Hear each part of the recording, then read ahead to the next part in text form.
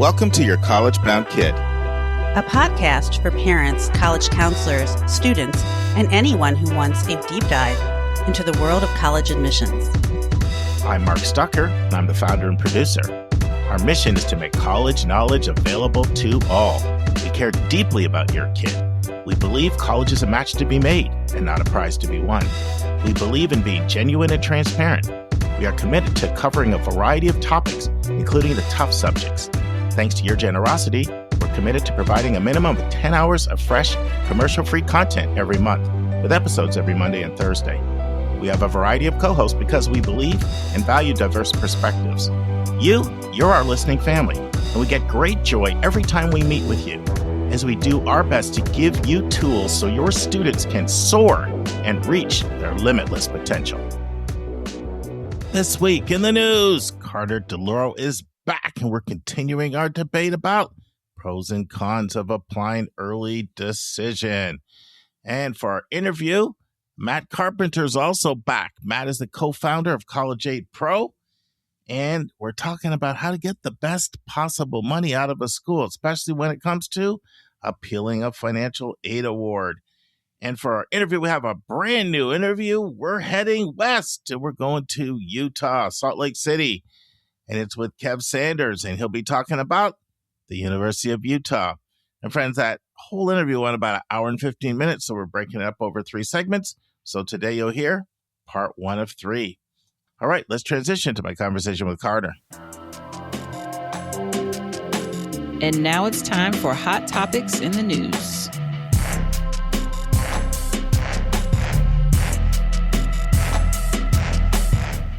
Okay, friends, we've reached part 2 of 3.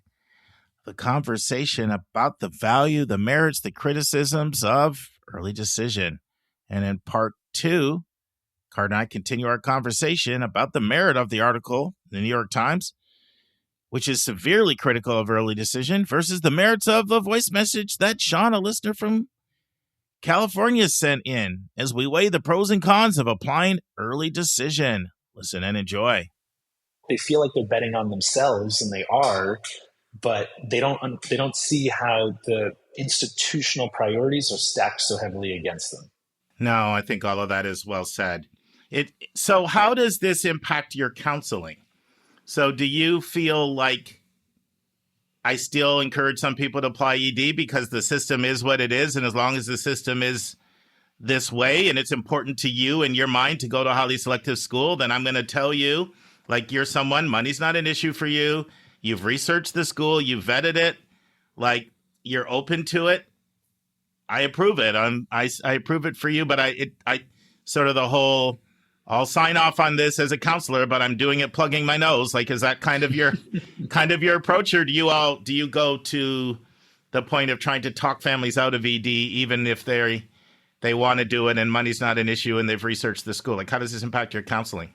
No, in terms of my counseling practice in the independent schools that I've been at over the last decade, we all use early decision. Yeah. I still advocate it for the students because at the end of the day, if they are passionate about a particular institution or a particular group of institutions, the advantage to applying early is too great to overlook. I will often remind students and families, you don't have to apply ED. You don't have to apply ED2. I think that's another thing people feel like they have to use. And even so, I also want them to know if you don't apply ED, your odds are going to be cut not in half, but you're going to have like a quarter of the odds of getting into this institution that you, at this moment in time, really think that you want to be admitted to. And so, everywhere I've been, students are definitely still, wrestling with whether they want to apply early decision. I think almost before they even find a school that they love, they know that that's something that they need in their minds. I should say they think that that's something that they should be looking at. And I get why. They're incentivized to look at it by the colleges. Yeah, what Carter's talking about is something that any of us who have done counseling for, probably 30 days, you don't have to do it long if you're working with students aspiring to selective schools, they'll come to you and say something like, I don't know where I'm applying early to yet, but I know I'm going to apply early. And it is one of those things that kind of grinds your gears, and I'll push back. I'll sometimes say to them, that's like saying, I don't know who I'm going to marry, but I'm going to get married by 21. Like I'll say stuff like that just to make them think, and so but it sounds like you ultimately come down where I come down, which is I might not like everything about it, but if I have someone for whom attending a selective school is important, they've researched and vetted the school, and they're let's say it's a family that's prepared to pay full sticker, and and it doesn't matter that another school might offer them $30,000 a year, $40,000 a year. They're willing to pay that extra money for that school. Then you're going to say, for another school, you're going to say, this makes absolute sense for you. I mean, I had a case this year. Brett mentioned this on the podcast maybe a month or two ago. I did a counseling session with the family I'm working with that was very troubled by early decision because of the inequities of it. And I had so much respect for this family because it completely was not a financial issue. Money was just completely a non-issue. But the mom was troubled. Why should I get an advantage or my kid get an advantage that money's a complete non-factor so I can make this commitment? And I had so much respect for her, and I still do. But that was an awkward situation because the student still did want to go to a selective school.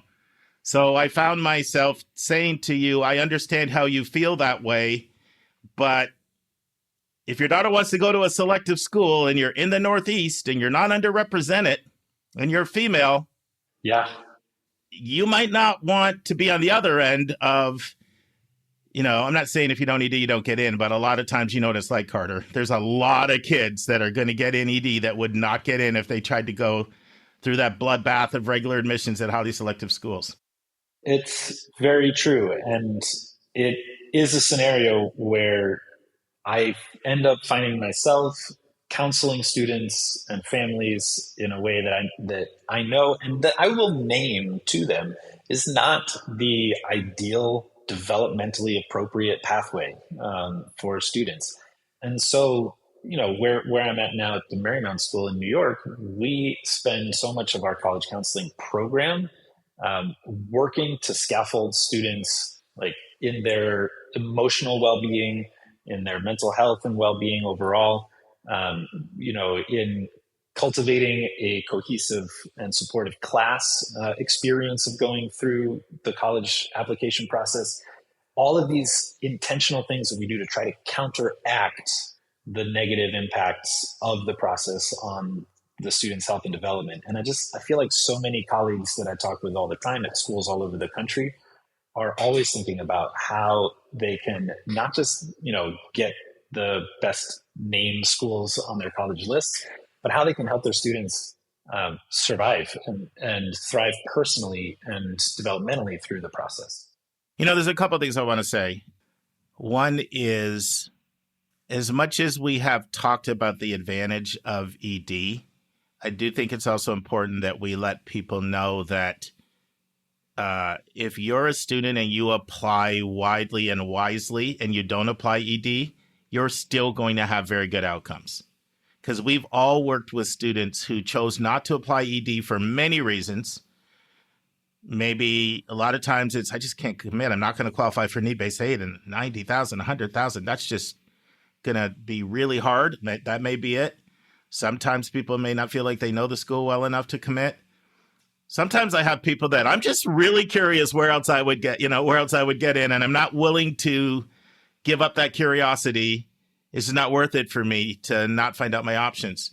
A lot of times, and I say this to all the students I work with, most of the years in our company, we have a student who gets deferred in ED.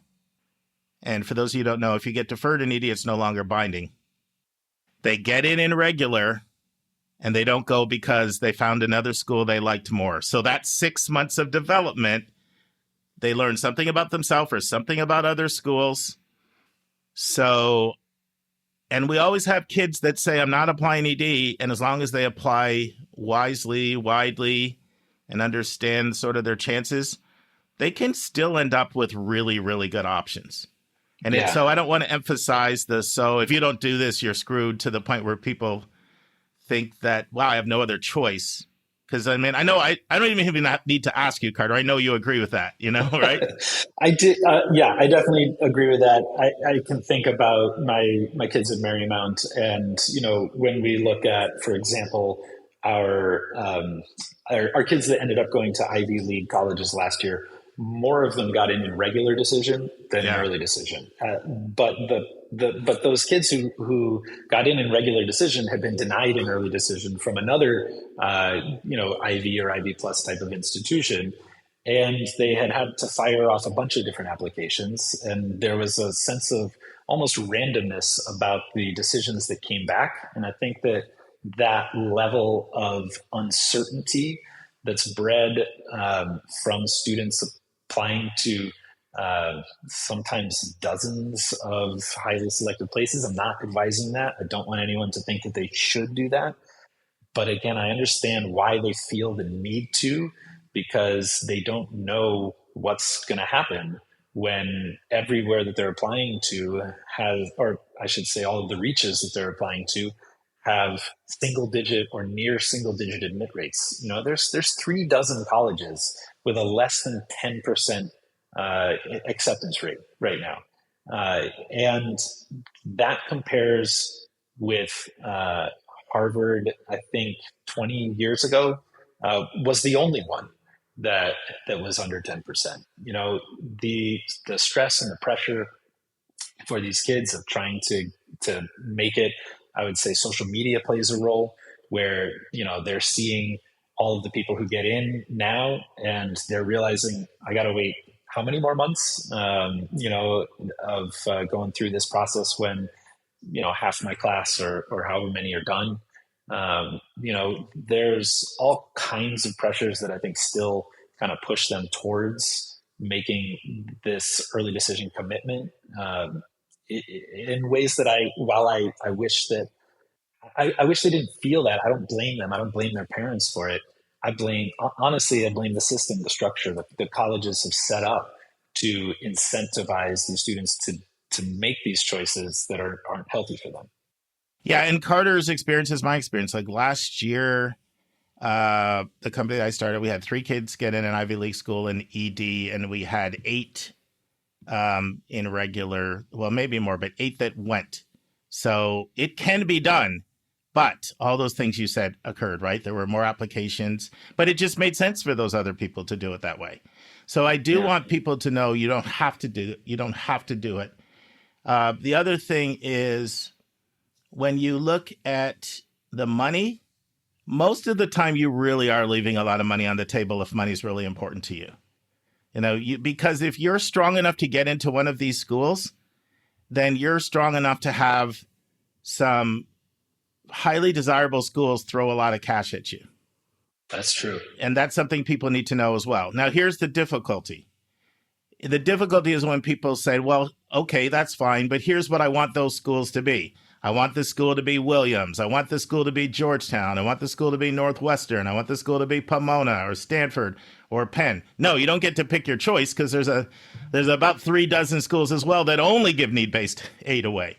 And so if none of those schools that give merit money away are appealing to you, then, you sort of can't just dictate the schools that give you merit. But it's a small number of schools, like 2,250 four-year accredited bachelor granting not-for-profit schools out there.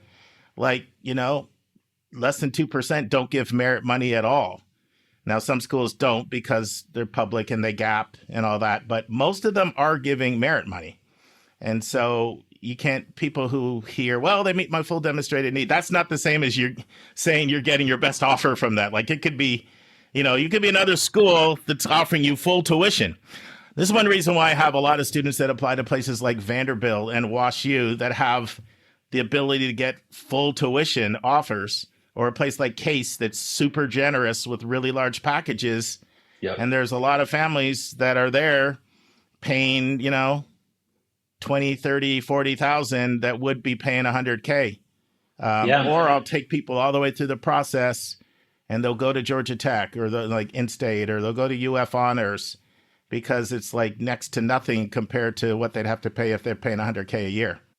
I mean, I'll also say that we get a lot of families looking outside the U.S. I think it really does drive people away uh, because they're looking for because they know that they can get a university experience for half the cost if they go to Canada or to the United Kingdom. Yeah. And I think this is coming from my international admissions experience. the, the students all over the world are not necessarily committed to coming to the U.S. The UK, Canada, Australia, they're all competing for the same students in a lot of ways. And I think that as the costs drive up and in the US, more and more people are looking outside of the borders to get those cost savings too. Yeah, cost and an unfriendly political climate. The international students numbers are way down, especially grad school numbers are way down. Looking at compared to most recent years. The other point I want to make, and this is an important point as well.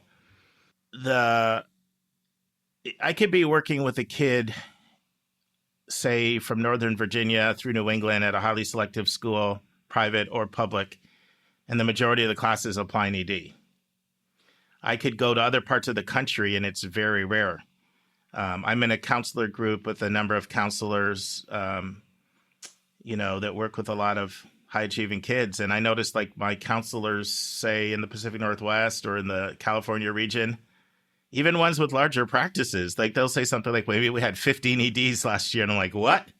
So, it's very different in different parts of the country, right? You can be in California and the Holy Grail are the UCs.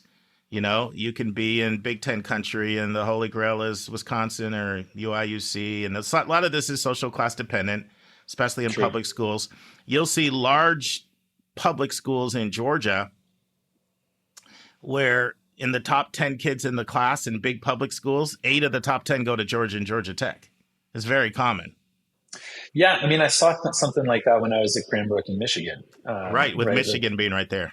Yeah, and that's what I meant, I guess, when I was saying that students still have to reckon with, are they going to apply early decision?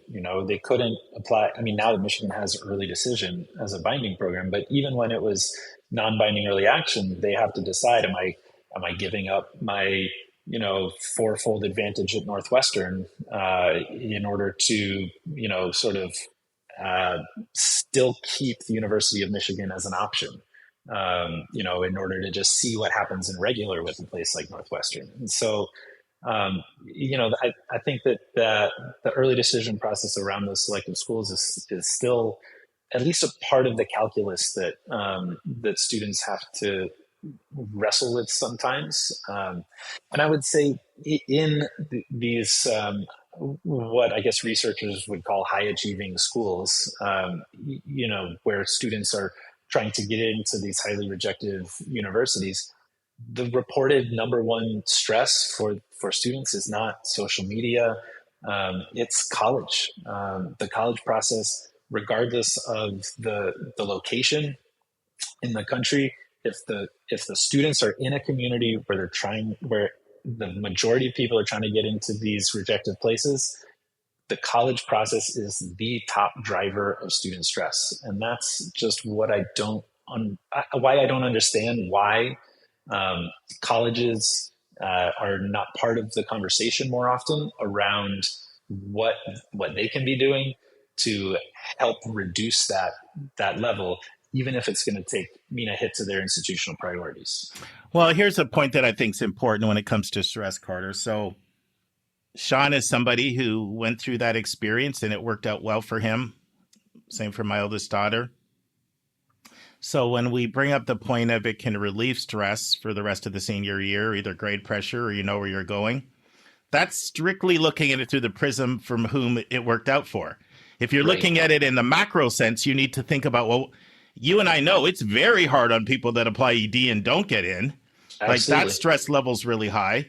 It's also stressful for people who see all their peers applying ED and have a parent say, I'm not committing to 100K without, I can't do that. So they don't do it. Now they can feel stressed because they feel like, gee, it's all around me. So it's probably fair when we talk about the stress to talk about the entire stress it creates for those who apply and don't get in. And it's even worse for someone who applies ED1 and they don't get in, and then they try ED2 and they don't get in. Like Which these happens. things, yeah, it happens, right? And I mean, this process can take its toll on your mental health if you don't really get proactive and put some safeguards in place, especially if you're coming from communities where that's how validation occurs. Validation occurs because you went to a place that people are striving to get into. And, you know, like you, I don't fault the kids for feeling that pressure. Even the parents, because they're in those same milieus, right? Like if that's, like, here's how I look at it. Everybody wants to feel respected. Sometimes I'll use this example to people. I'll say, if you're on your fourth marriage and you're unemployed and you've put on 100 pounds, you may not go to your 20th year reunion. Like that's kind of human nature, right? Like that might be an emotionally painful experience, you know, for people that always say, hey, what are you doing? Oh, I'm unemployed, you know? Oh, married these days? No, on my fourth to fourth, or whatever. I mean, we could go down the list. We could add other things to it. Like as human beings, we try to avoid things that are painful emotionally. And so it's painful to be a student in an environment where you're not looked at as a winner unless you go to a place that has some scarcity. Mm-hmm. That puts incredible pressure on peers. And then parents can feel judged like, wow, maybe you didn't do such a great job parenting. I know. And it's terrible, but that, you know, the reality, you deal with it. I deal with it. I know. And I see so many parents that care so deeply about their kids and are trying to do right by their kids and are trying to navigate this, like you said, really challenging, complicated, difficult situation. And, you know, I think we're all doing our best to try to make it. And that's the empathy that I always remind myself of, like to try to access through this, you know, when I'm seeing students or parents in some of their most anxious moments that they've had, is we really are all trying really hard. The teachers are trying really hard. The parents are trying hard. The high school administrators are trying hard, you know, to make sure that all of our kids get through this as healthily as possible, I would say. But it is it's walking a tightrope, I guess part of my job is making sure there's a safety net there. But I feel like it doesn't necessarily have to be that way. Friends, when I was editing this interview, I had an epiphany. I was thinking to myself, how can two smart, reasonable guys, and I'm referring to Carter and Sean, both who care deeply about student mental health, student welfare, how can they have such diverse and different perspectives? Then I had this thought. Sean's kids attend a public school. He isn't seeing the frenzy, the madness, the college obsession that doesn't only start in 10th grade or on the first day of high school, but in some places it now starts in 7th grade. That is what Carter has seen firsthand. So when Carter keeps going back to the mental health argument, he has seen how an obsession about where you go to college is driving thoughts and minds of students as early as middle school. Not only for the occasional person, but oftentimes is the dominant culture in some places. From Sean's angle, that's kind of a one-off, the occasional kid, but not the dominant culture. And I believe that is what explains their different perspectives. In fact, I'm willing to predict that if the culture of your student school resembles one where it's just maybe the occasional kid who's college obsessed in 10th grade or 9th grade, you probably identify more with Sean in this debate. But if you come from a culture where kids feel like they're being robbed of their childhood because from 13 to 17, almost everything they do is centered around how am I going to impress the colleges enough to not be humiliated on Ivy release day? Well, you probably relate really well to what Carter has been saying. Friends, this concludes part 2 of 3 of this conversation about early decision. We hope you'll join us on Monday for the final part. All right, friends, let's transition to my interview with Matt Carpenter, part 2 of 3. And now this week's interview with a special guest.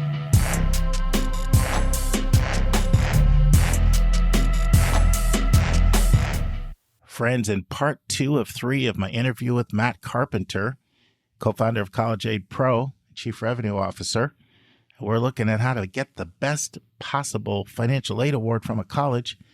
Part 2, Matt gives examples of colleges who almost never lead with their best offer. Matt and I discuss how hard the job of a financial officer actually is. Matt calls for greater transparency. Matt and I discuss the kind of colleges that are notorious for giving poor aid awards and gapping students. Matt and I transition to discussing the different types of appeals, and we're pretty much going to stay on this topic of appeals all the way really until the end of part 3 at the end of the interview.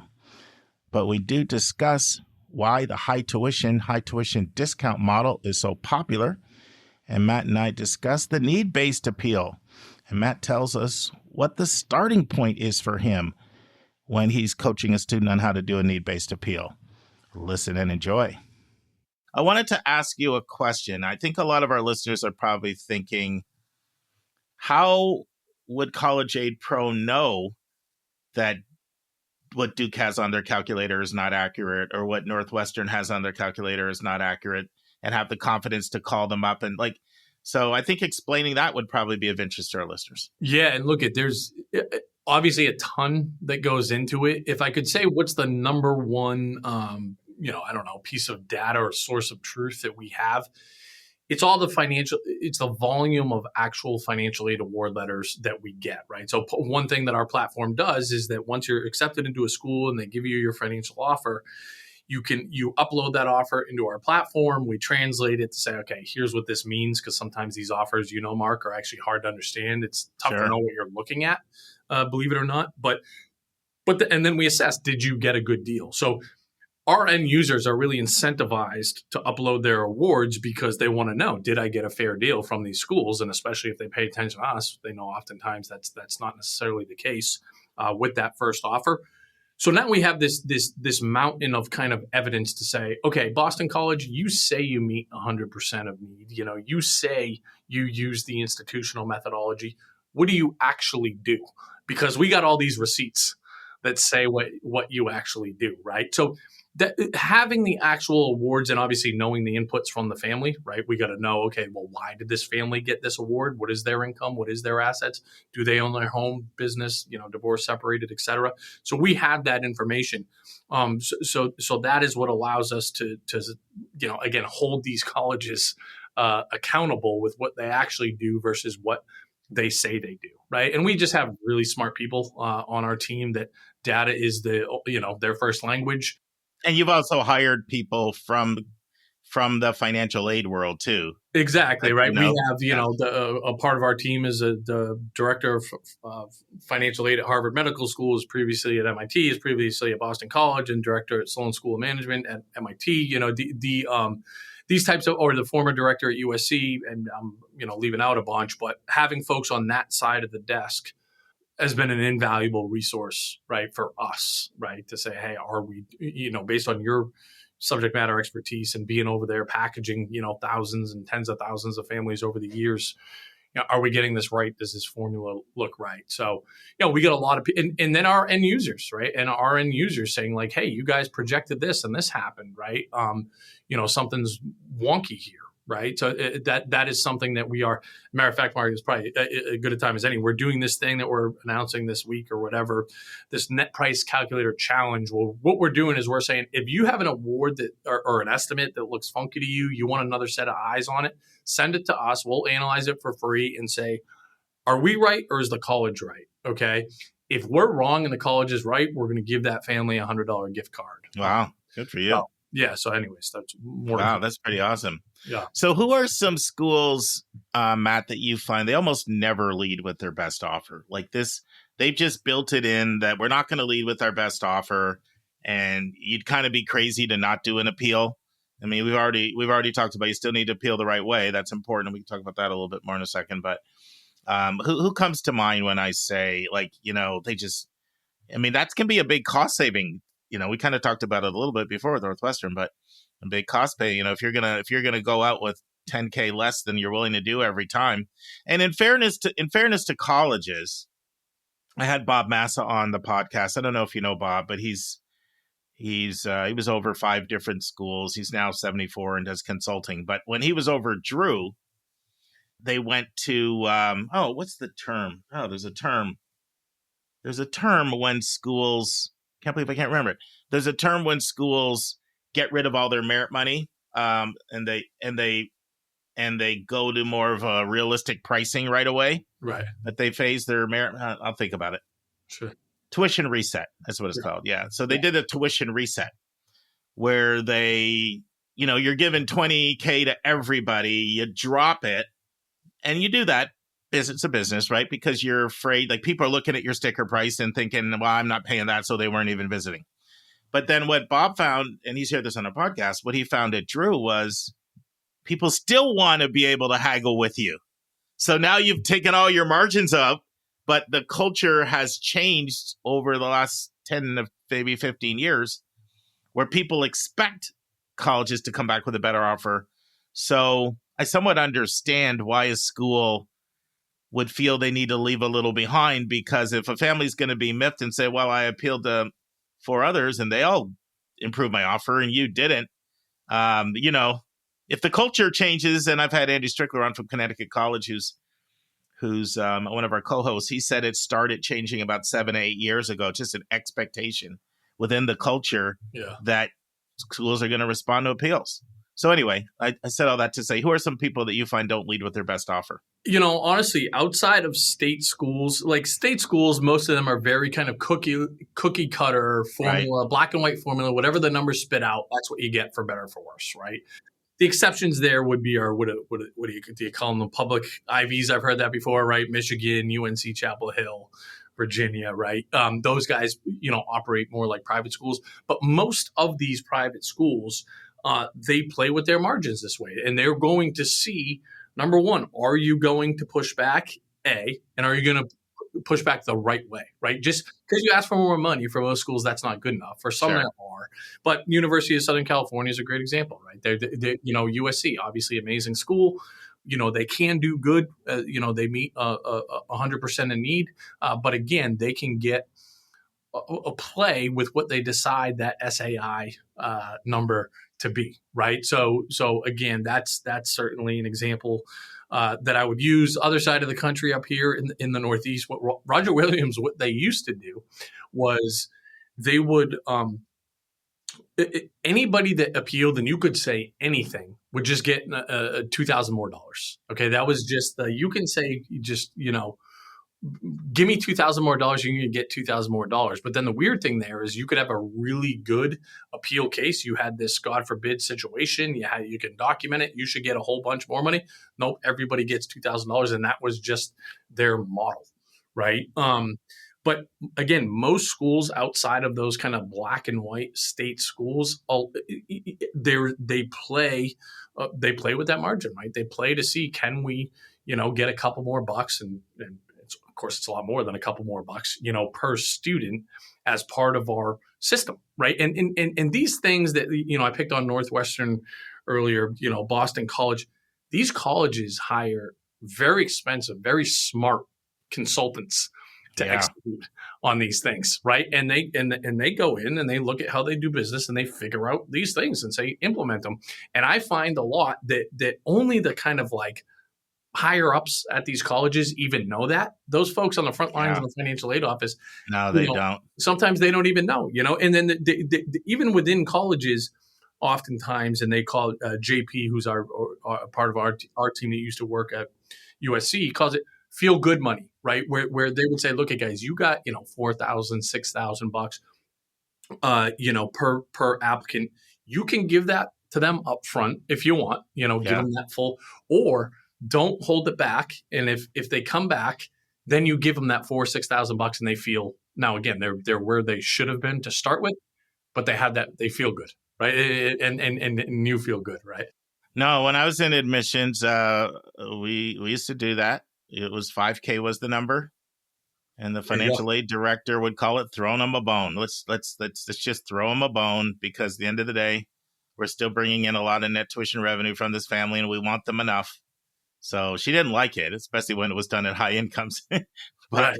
But it was, yeah. So that hasn't changed, because I've been out of this now for 16 years. So yeah, so it's been going And on for again, a while. it makes sense. I get it. I understand it. Again, our ask is like, I just don't like how, and obviously I'm generalizing here, when colleges just act a little bit holier than thou, and we're, this isn't a business, this is a nonprofit, and come on, guys, so. Yeah. And in fairness to the colleges, there's ridiculous competition out there. As people apply to, 10, 15, 20 or more schools. They're working with limited resources, and they're seeing cuts from their state and cuts from the federal, and then the public is demanding more and more and more amenities and everything. Like, everybody wants more and more and more: better dorms, better student centers, better study abroad, better food, on and on and on. And mental health, counselors, careers advisors, they want it all, but people don't want the price to go up. So I sometimes say to people, you don't get the Ritz-Carlton at the Motel 6 price. There you go. And so it's a very, very, very hard job. It's a very, very hard job. And I'm sympathetic to the pressures that they feel, and even financial aid. Like, I've seen, they're not paid a lot either. And it can be a hard job in terms of, people can be really angry if they, why in the world do you think I can pay this amount? And most of them are really in it to help kids. Like, most of them, it's not the highest paying job. Most of the financial aid people I talk to, they do it to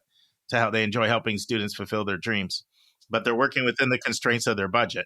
100%. Right. And again, sometimes I question this a little bit, but I really don't think there's, three evil geniuses, twirling their mustache at these colleges or higher education. Like at its core, these colleges want, these kids to succeed, and they want them to have good outcomes, and they want the parents to have good outcomes. Right. And I think that is the spirit of all of them. And again, a lot of these colleges that I bash, I know some individuals that work there in financially, and they're great people, good parents, good partners, all that, right, that are working within this system. Again, my gripe is just more like, guys, let's just be more transparent.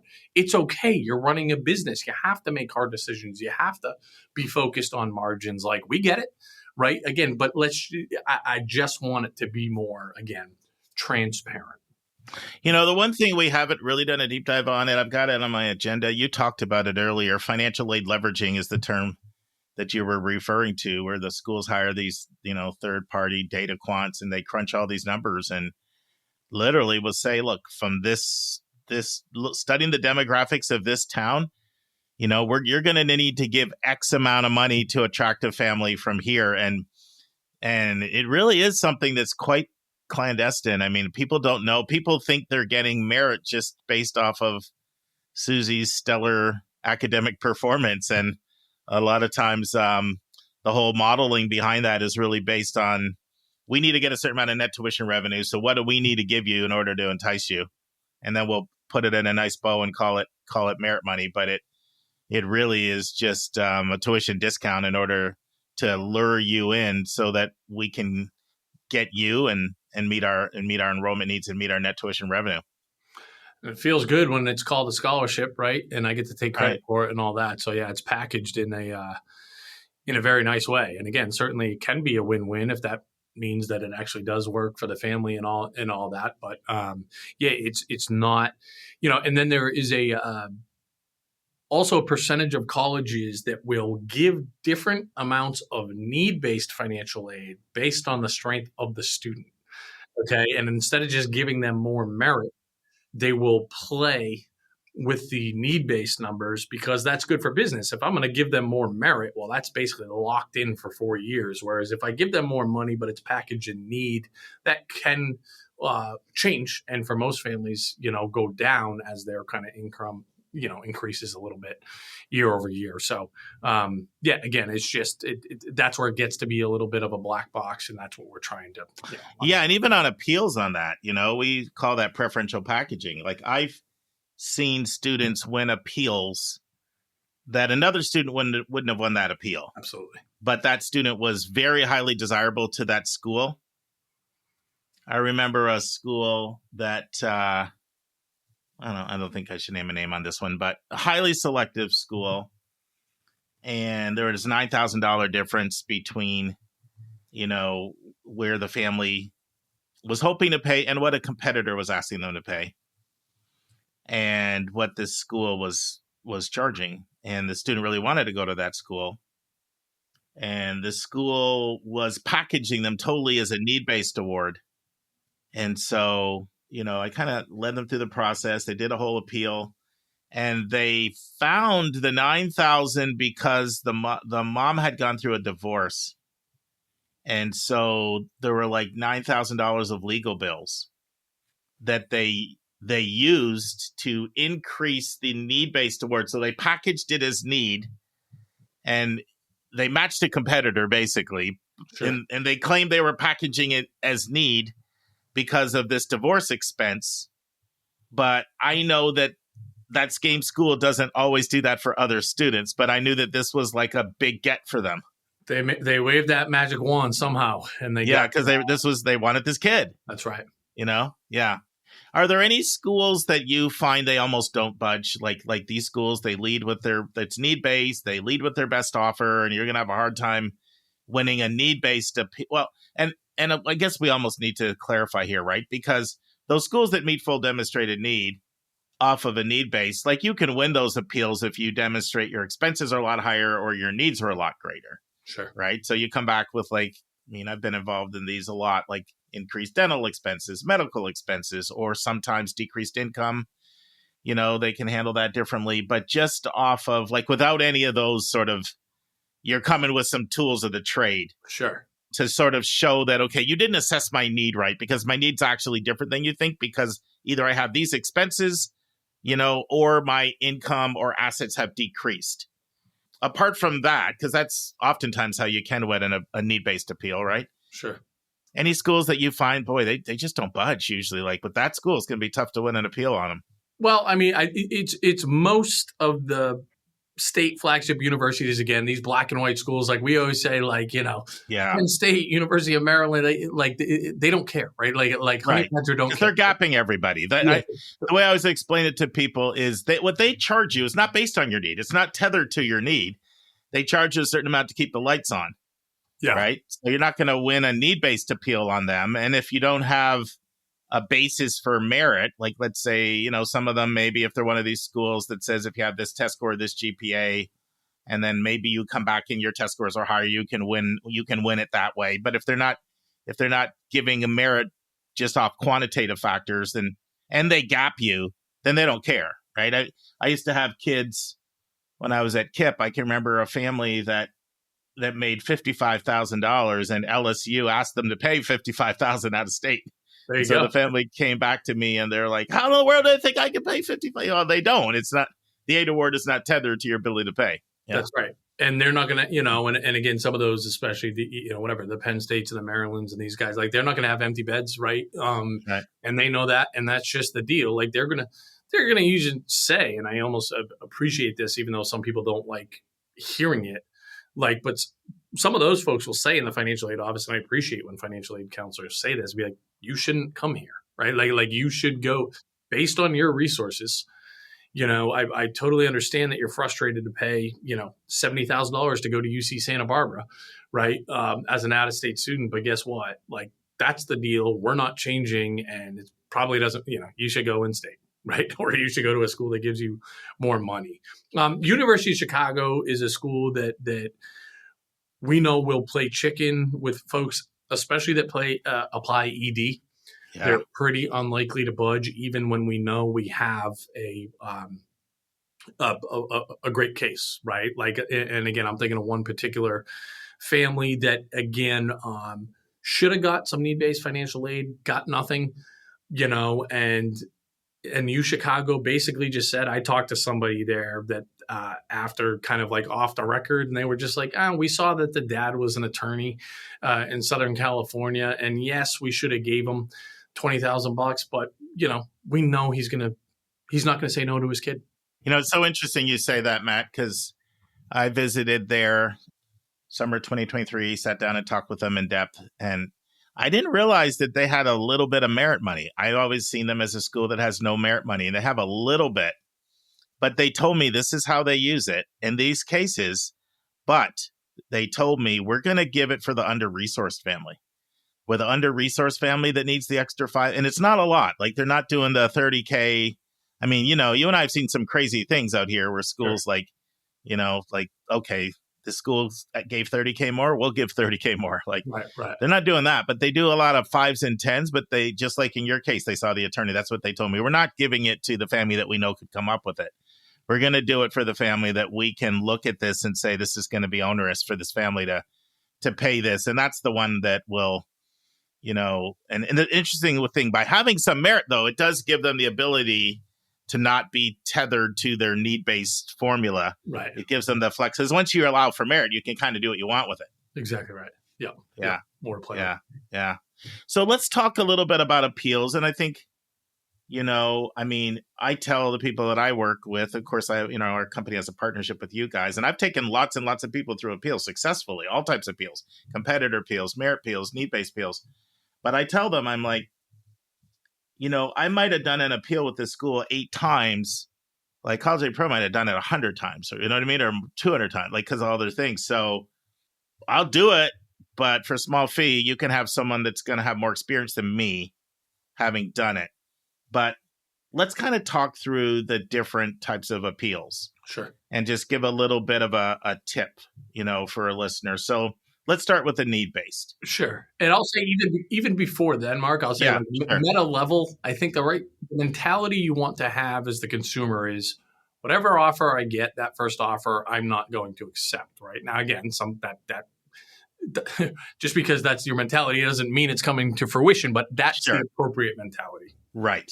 So you want to go into it not assuming that school's led with their best offer and assuming there's wiggle room. That's exactly. And I think you've done a good job of saying, there's a certain kind of school, public oftentimes, flagship, that's going to be harder to win an appeal with. Agreed. Than either regional public or moderately selective private, especially the private, because so much of what they do is high tuition discount, right? Like, so meaning, friends, Matt knows what I'm talking about here, but meaning their price that they list, they don't expect to get that much net tuition revenue out of you in the beginning. And, one study found that when given a choice, would you rather do a tuition reset and our prices are priced, there's no scholarship money, or elevate the price and give people a scholarship? People actually like that. That Johnny feels better getting the scholarship, and everybody feels better. So college is aware of that, right? I would do the same thing. It's just good business, But let's talk about a need-based appeal.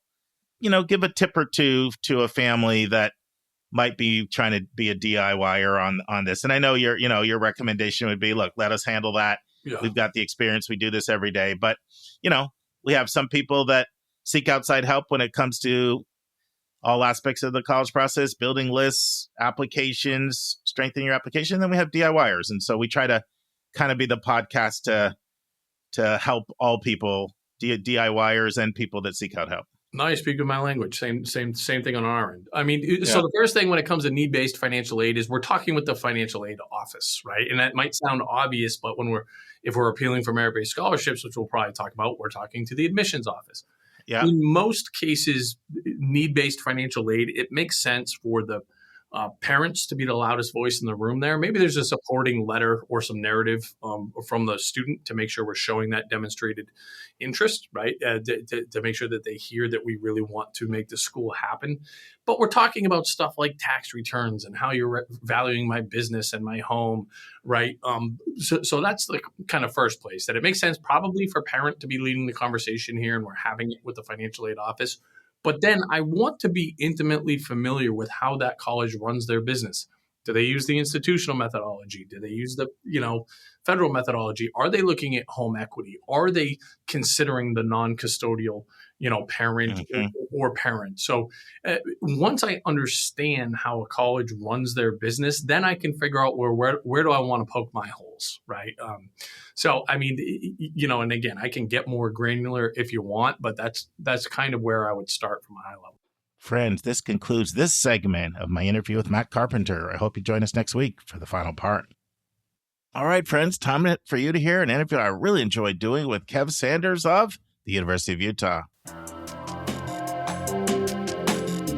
And now it's time for our College Spotlight of the Week.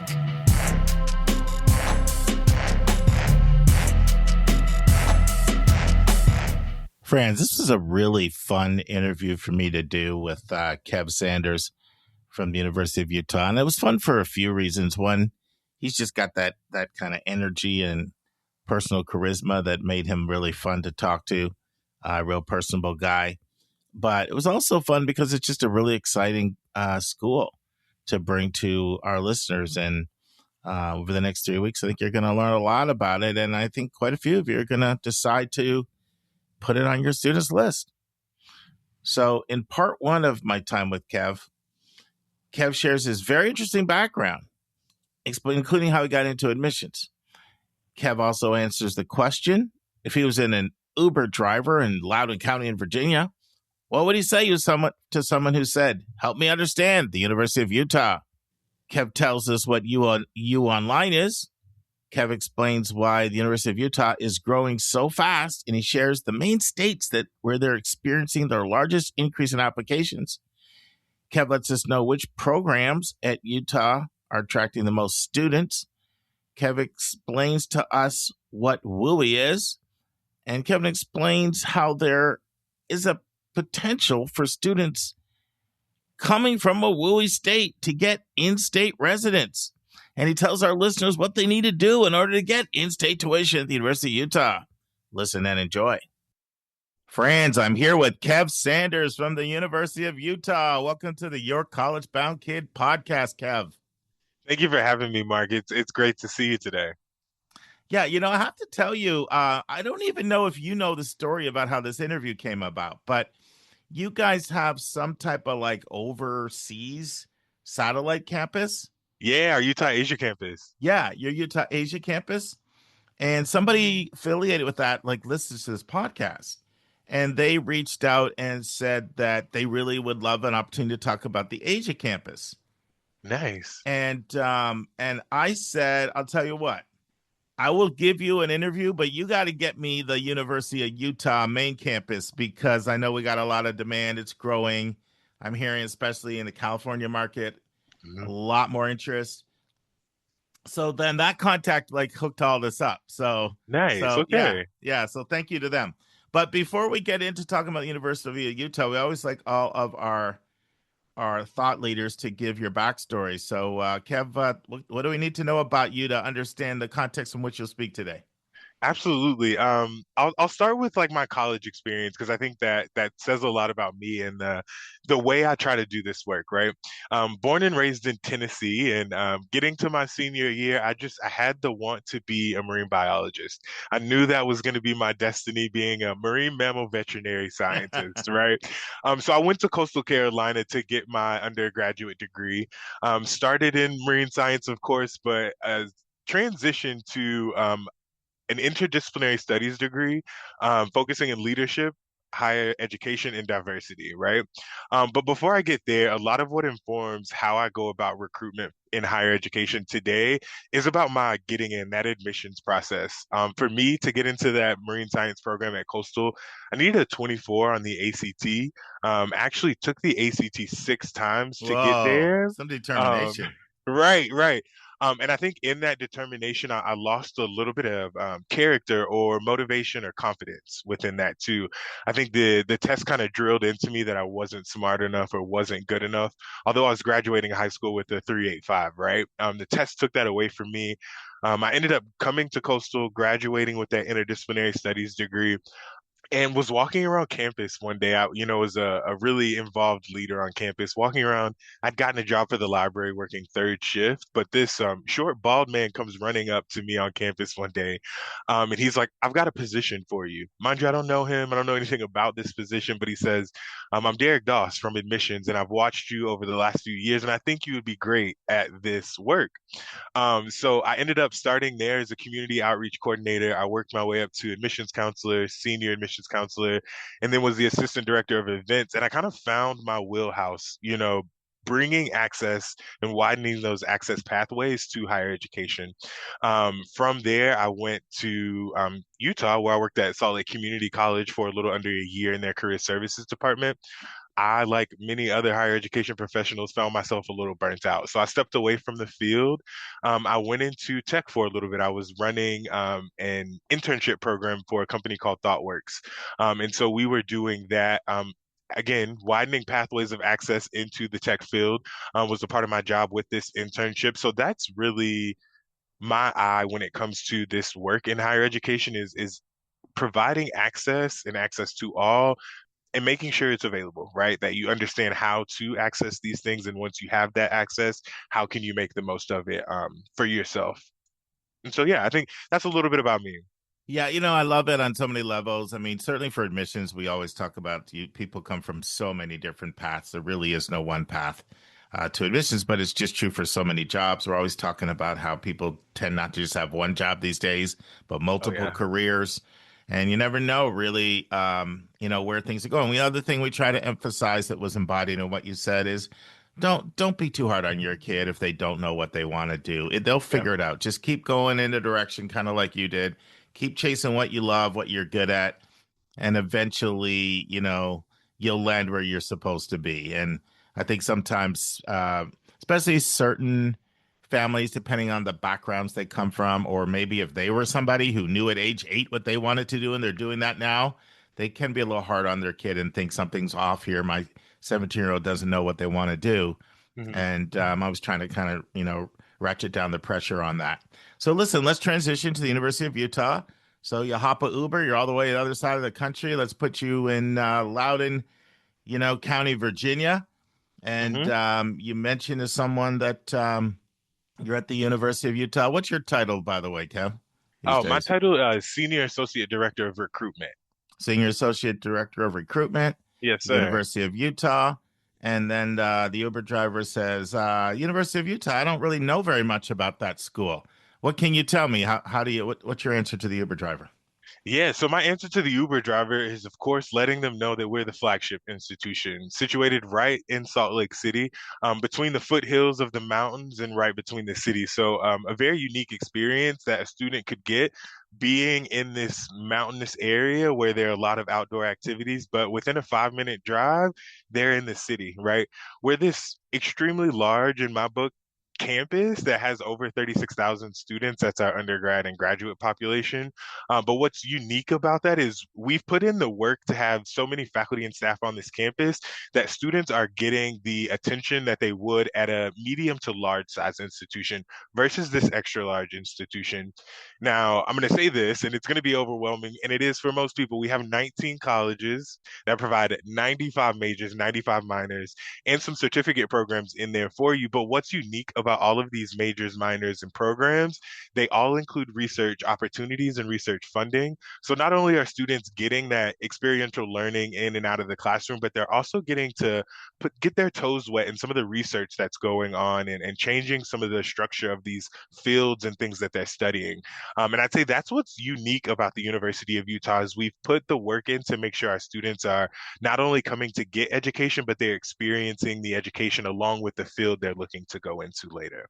Are you finding your certificate programs are growing? Like that's one of the areas nationally I'm seeing a lot of growth. Are you experiencing that in that demand there as well? Yeah, we are experiencing that in our certificate programs as well as some of our online programs also. We're Mm-hmm. finding that those folks that had started college, a long time ago are Mm-hmm. wanting to come back or they're wanting to get those we started sometimes calling them micro certificates or these Hmm. full-on certificates to just help them get that leg up in terms of their career or where they're positioned currently. And so we are seeing some increases in interest in those. And what is the length of those programs range wise? And what are some of your more popular micro credentials, would you say? Yeah, so they range. They can range anywhere from 6 to 8 weeks up to some months or semesters. Hmm. Some of our more popular certificate programs are coming out of the health sciences, right? A Hmm. lot of folks are coming to get their nursing degree and then get some certificates that stack on top of that to help them out there. Where else are some more unique certificates coming from? The School of Business as well. They're Hmm. giving some certificates in some of their majors, some entrepreneurship certificates that are helping folks, add that to their accounting or their finance. Or what's unique about our entrepreneurship program is they like to add that to any kind of major across the university because those entrepreneurial ideas can come from anywhere. They can come from the arts, they can come from the humanities and the social sciences, right? And so I think those are where we're seeing a lot of those in the health sciences, nursing, and then some of those business as well. No, good for you. And talk a little bit about your online programs. What are some of your more popular online programs, and what's the process like if someone's interested in looking into one of your online programs? What should the next steps be? Yeah, absolutely. If you're looking for one of our online programs, which we call U Online, uonline.edu is going to help you find a lot of those. And so the process is very, I wouldn't say similar to our undergraduate process. There is going to be an application. You are going to tell us a little bit about yourself and your education history as you're getting into some of these online programs. The one thing to note about our online programs is it's a very select number, right? It's some of those communication, psychology, some of those classes or some of those courses or degree programs like that. So those 98 majors, 98 minors, those aren't all included in our online program. It's a very select few. But like I said, a lot of those are coming from the communication, psychology, those fine arts, humanities, and social sciences. So, Kev, my understanding is you guys have doubled your apps in the last 5 years. So that doesn't happen without some things going on under the surface. Besides you being the most extraordinary admissions person in the history of the University of Utah and getting all the credit, what are what Yeah. are what are some of the other reasons why your applications are up so much in the last 5 years? Yeah, I think that goes to, I think as I was thinking about this question, there are two things that really put that in mind for me. One is an aggressive recruitment strategy, right, from an institution this size. But as a part of that aggressive recruitment strategy, repositioning who we are as an institution in the higher education sphere, right? I think some years ago we were operating as this, mom and pop shop where people are just going to come. They know the Hmm. name, they know what we do, but we realized that outside of our state, there's a perception of what Utah is and what we do here in this state. So in that aggressive recruitment, we started highlighting some of our programs and some of the things that are really special about them. And that allowed us to show beyond what the perception of our state is, what this institution and university is able to do for its students, right? I think we have an 85% retention rate for students going from their first year to second year. The national average is about 65%. And I think that's special because we've put the work in not only in the colleges, but overall to make sure students are taken care of when they're here on campus, not only academically, but socially and mentally as well. And so I think getting into some of those things and making sure we're making that the front of our recruitment strategy has been really helpful for us.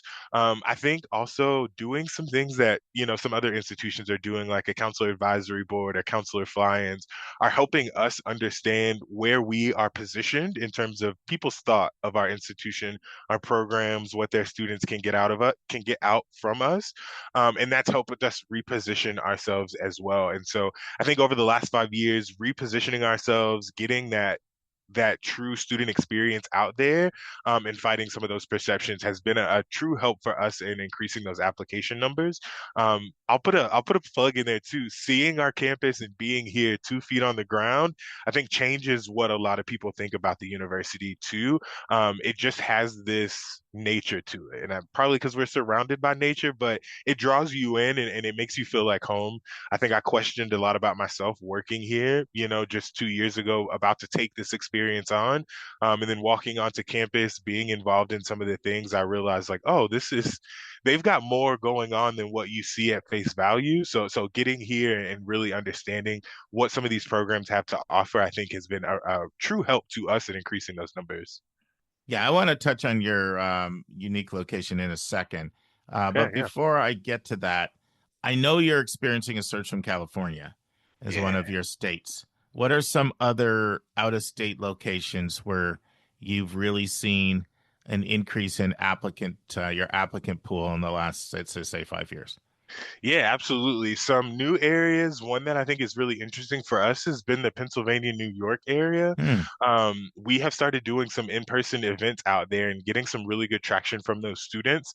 Um, I think that comes from that aggressive recruitment strategy, right? We're getting Mhm. out there and being able to now teach our admissions counselors how to look into your area. What are your students interested in those areas? And how can you talk to that when you visit them? And so Pennsylvania's been one, Colorado's another big one for Mhm. us. And I think those two markets have done very well for us. In the last 5 years, though, we've seen an increase in Texas, and we've been able to sustain that kind of at a baseline over the last 2 or 3 years. But we really Mhm. did see some increase in Texas as well, and it comes from the programs. There's some Mhm. specific programmatic interests that are coming from these areas that we're really able to speak to, and I don't want to say persuade students, but help students understand what we have to offer in terms of some of these specific program wants and interests. No, that's great. That's great. So why don't you mention like what specific programs are you talking about that you're finding is drawing like students from Texas?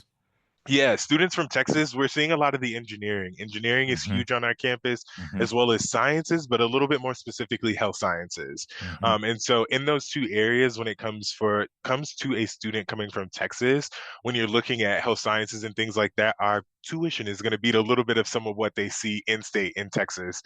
We do have some really beneficial financial programs that allow students to come from out of state, WUI being one of those. Mhm. And that just allows students for an opportunity to get an education out of state while potentially beating some of those prices that they're seeing in state. So Mhm. engineering, that's a big one. Health science is another big one coming out of Texas. I think if you were to go all the way over to Pennsylvania that we were talking about earlier, you're going to see some things like our games program has a huge draw nationwide. Another one from Pennsylvania, let me see, business, but business, that's a huge draw everywhere, no matter Mhm. really where Mhm. you go. They're probably our number one college every year and are just edged out by engineering or some of these other ones every now and again. Mhm. No, Kev, you threw the name Wooey out, and that's kind of a household name for people in like Seattle, Portland, Mhm. California, Utah, Arizona. Anytime I'm working with families from those states, they're always asking me about Wooey and Wooey schools and this, that, the other. But there's going to be a sizable portion of our audience that went over their head. So can you tell our listeners what Wooey is? Yeah, WUI is the Western Undergraduate Exchange. And so if I could name the states for you right off of my memory, I would. But if you're thinking the Washington, California, over to Texas, and then kind of following that line right back up and over, that's going to be states that are eligible to receive a tuition discount, or what we call here a tuition rate. So it's our WUI tuition rate. It's 150% of what our in-state students pay. So you're going to be paying an additional half of what our in-state students pay. There are some requirements to receive WUI. They differ from every school. For the University of Utah, it's going to be that 3.3 at the time of application. So if you have a 3.3 at the time of application and you come from one of those WUI states, all you have to do is apply by December 1st to receive that WUI tuition rate discount. And then WUI students are also eligible to shoot for our residency as well here in state, which is going to drop them even further down, right in line with our in-state students. So the Western Undergraduate Exchange is a specific tuition rate that goes for those students coming from those states with a specific GPA. And at our institution, it doesn't exclude any majors as well. So it doesn't matter what major you're coming for, you can receive the WUI tuition discount. No, that's really appealing. I didn't know that all majors were included. And just listeners, if you're curious what those states are, it's Alaska, Arizona, California, Colorado, Hawaii, Idaho, Montana, Nevada, New Mexico, North Dakota, Oregon, South Dakota, Utah, Washington, and Wyoming. Now, you said there's a way that maybe instead of getting that 50%, reduction, they can get all the way down to Utah in-state rate. What is that? A certain GPA, or what is, or is it program based? Like, what does somebody need to do to qualify to get the Utah in-state rate? Yeah, absolutely. Utah has one of the more simple processes to become a resident of our state. You need to be here for a year. You get 29 days out of state that you can go visit family, vacation, do things like that. But you'll get some domiciliary ties. So your driver's license, your registration for your car, voters, things. If you have that, you've been here for a year. For students, we tell them, get a job if that's something you're looking for. A gym membership helps you also prove that you've been here, going to the gym cyclically, things like that. But after you've done that, in the spring of your first year, you're going to fill out a residency form, a residency application form. And once you've submitted that, as long as they can certify you've been here for that 365 days, minus that 29 if you use them, you're a resident of the state. So it's a 1-year process that's very simple. You just need to have those domiciliary ties. Your student, speaking to the family, you can't claim your student on your taxes. That's something they're going to have to do on their own. But as long as they've done that, the domiciliary ties, and they've spent the year here, that drops them all the way down to that in-state tuition rate. The one thing that should be noted is if you are coming from a WUI state, you do have to pay that full out-of-state tuition for that first year, and then it drops you down after that, and that continues to follow you into any other programs after your undergraduate career is finished. I'm so glad that you took some time to go into that, because I've been wanting to do an interview for about 5 years, maybe 6 on this podcast, that helps our listeners know what are the states that are the easiest ones to get in-state tuition for. Because some states it's just a lot easier than others to get in-state tuition. And I've been wanting to do an interview on that topic for quite some time. And, just having you spend some time going into detail, discussing like that process for Utah, that's kind of the kick in the pants for me to make sure that I do go ahead and I do line up that interview for 2026, sometime in the 2026 year. Yeah, residency for a lot of our students is super helpful because some of them come here and they realize, midway through their undergraduate career, they want to get this master's degree here in state, and they want to stay. Very thankful to have an easy process for students like that to take advantage of. No, good stuff. Good stuff. So listeners, I made myself accountable. I know some of them in the top of my head, but I want to get an expert on to come on and really walk through the different options around the country, because that can be a massive cost savings. Friends, this concludes this part of my interview with Kev Sanders from the University of Utah. We hope you join us next week for part 2 of 3. And friends, on Monday's episode, you're going to hear the final segment of this 3-parter I'm doing with Carter Delloro. This topic was just really time sensitive with decisions coming out. So we decided to do kind of a Monday, Thursday, Monday thing, which I've done once before. I'm kind of experimenting with it. See how you guys like that format. And then after we have the final part of the conversation with Carter Delloro, Lisa's back. That's right. And Lisa's going to be helping us guide our kids to feel as best as they possibly can when they're in the middle of experiencing deferrals and denials. Really excited about that. In fact, Lisa and I, we met early today, and we'll be recording it in about 6 hours from now. And friends, this time of the year, decisions are out. One of the things I've really learned in doing this work is, as much as you may feel you're prepared for a decision to not be favorable, it stings a little bit more when it actually happens. And so there's never a time to me where it's more important for you to remember it's not where you go. It's not where you go. It's not where you go, but it's what you do when you get there, and it's what you do when you get out of there. That is what will determine your career success. See you on Monday, friends. And that's our show. A big thank you to you, our listeners, for tuning in this week. If you find this podcast helpful, please follow us, and you will get every single episode as soon as they are released. If you want to support our podcast, you can click the share button and send it to your friends and acquaintances. You can say positive things about your college-bound kid on your social media feed. And you can help us stay commercial-free and pay our staff by donating on the YourCollegeBoundKid website. You can write a review for us on Apple or Spotify. And if you have a question or a recommendation, just go to speakpipe.com/YCBK, hit the orange button, and speak. We will do our best to get your question in your own voice on an upcoming episode. I am the producer of the podcast, and I live in Metro Atlanta. We have a fantastic team that has over 200 years of admissions and counseling experience.